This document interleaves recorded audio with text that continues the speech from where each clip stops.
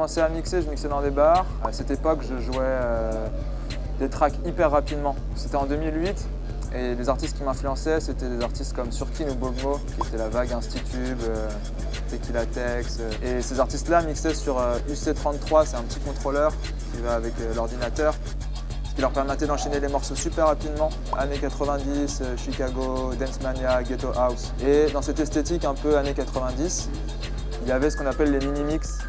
Donc l'idée aussi de mixer très rapidement plein de morceaux. Jusqu'au moment où en fait j'allais tellement vite quand je jouais des morceaux qu'au bout d'une demi-heure, 3/4 d'heure, on n'en pouvait plus en fait. Quand on va trop loin, c'est là où après direct on prend le contre-pied complet. Donc mini-mix, après je suis parti sur quelque chose de beaucoup plus répétitif, des schémas, essayer de prendre le temps.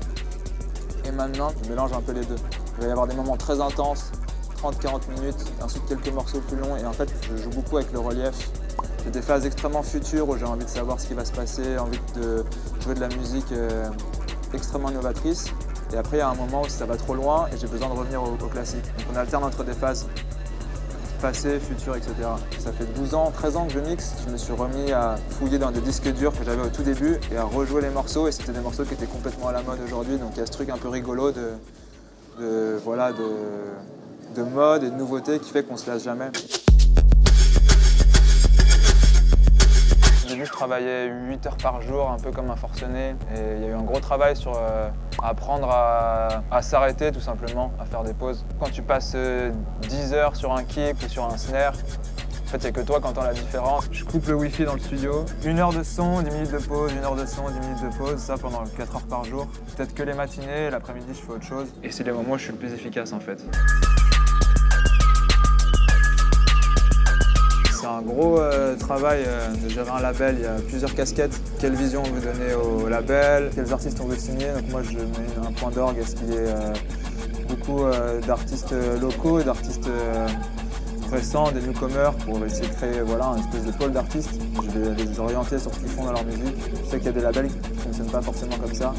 Mais moi j'aime bien les diriger, aussi bien sur le mixage, donc la manière dont les éléments sonnent entre eux, que sur la couleur, etc.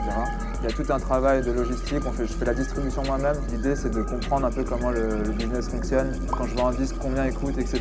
Connaître les prix, aller voir comment on négocie avec les shops, se connecter avec les disquaires aussi. Après, il y a tout le travail de promo derrière. Donc les artistes que je signe, de les accompagner, de ne pas être sur du one-shot et juste de faire une sortie, mais de les pousser, d'essayer de les amener, s'ils ont envie, à se lancer dans une carrière. En tant que DJ, quand on commence à mixer, le Graal suprême, c'est de tourner tous les week-ends dans un pays différent, voire deux. Il y a tout un phénomène de starification autour du DJ qui fait que c'est vers ça qu'on a envie d'aller. Ça me questionnait depuis un moment, mais avant le Covid, j'étais dans cette espèce de boucle où je continuais à tourner énormément. À un moment où tout s'arrête, là on se pose des questions. Et j'ai pris certains engagements pour moi-même, c'était personnel. L'idée c'était de faire une espèce de profession de foi et en l'écrivant, j'étais plus sûr de le tenir. Et donc dans ces engagements, il y avait utiliser l'avion comme le dernier recours pour voyager, développer la scène locale en proposant plus de résidences, essayer de jouer plus souvent au même endroit, refuser au maximum les festivals qui proposent des clauses d'exclusivité, c'est-à-dire que tu vas jouer à Barcelone en juillet 2020 et sur 2 ans, 1 an avant, 1 an après, tu peux pas jouer à Barcelone par exemple. Ça a un peu tourné, donc c'était assez grisant, on va dire, de voir qu'il y ait une réponse, que les gens le soutiennent, le supportent. Je m'imaginais qu'en 2021, on allait probablement avoir les clubs ouverts, etc. Au final, il s'est quand même passé 1 an sans tourner. Et ce qui s'est passé, c'est que là, au moment du déconfinement, il y a une espèce d'emballement. De la théorie à la pratique, il y a toujours un monde. Et effectivement, c'est assez compliqué. J'étais à Dekmantel Selectors hier en Croatie, où je jouais. J'y suis allé en bus. Je suis passé par Toulon, Nice, on a traversé la Suisse, on a fait un bout de l'Italie, j'ai vu Venise, j'ai vu Trieste aussi en Italie. La route est incroyable. On est passé par Ljubljana et ensuite je suis arrivé à Zagreb. Et par contre, pour le retour, j'ai pris l'avion. Donc en fait, il y a tout une espèce d'arbitrage. Parce que ce qui se passe, pour pouvoir tourner de manière responsable, il faut pouvoir avoir une visibilité à moyen terme, disons de 6 mois, pour pouvoir organiser ces tournées. Et là, on est dans une situation d'urgence où on ne sait pas combien de temps les clubs vont tourner. Et en tant qu'artiste, j'ai besoin de tourner déjà parce que je gagne ma croûte avec la musique, et aussi pour voir son public. C'est ça qui m'inspire et c'est ça qui me permet aussi d'être créatif en studio. Et si j'en parle, c'est parce que je pense que c'est aussi hyper important de partager les moments durs et le fait que c'est pas binaire en fait, on change pas comme ça, c'est une transition. On s'identifie beaucoup plus à quelqu'un s'il parle aussi bien des coups durs plutôt que de dire, de vouloir montrer une image un peu pure de non, moi j'ai arrêté de prendre l'avion complètement, quitte à le cacher.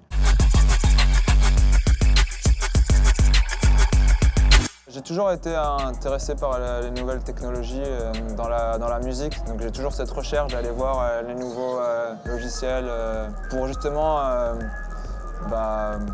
faire évoluer mon son. Et au Japon, il y a des hologrammes avec les voix faites sur ordinateur qui sont devenues des stars. Et il y a des vidéos de japonais complètement dingues avec juste l'hologramme qui chante.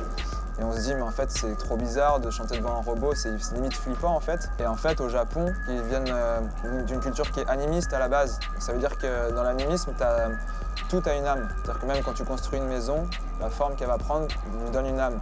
Pour les Japonais, aller voir un hologramme, c'est pas plus perturbant qu'aller voir un humain. Admettons, des intelligences artificielles un jour finissent par faire des morceaux incroyables.